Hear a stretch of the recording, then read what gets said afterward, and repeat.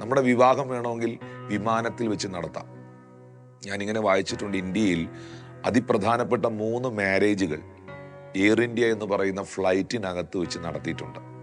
Emirates വിമാനത്തിൽ വെച്ച് UAE പല പ്രമുഖ വിവാഹങ്ങളും നടന്നതായി, ആകാശത്ത് വെച്ച് നടന്നതായി റിപ്പോർട്ട് ചെയ്യപ്പെട്ടിട്ടുണ്ട്.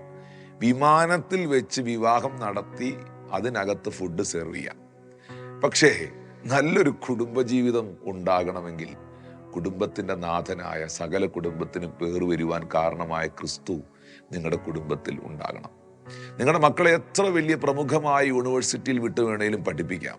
പക്ഷെ നിന്റെ കുഞ്ഞിൻ്റെ ഭാവി ഏറ്റവും ബ്ലെസ്സിങ് ആകണമെങ്കിൽ, അനുഗ്രഹപൂർണമാകണമെങ്കിൽ നിന്റെ മക്കളിൽ യേശു ഉണ്ടാകണം.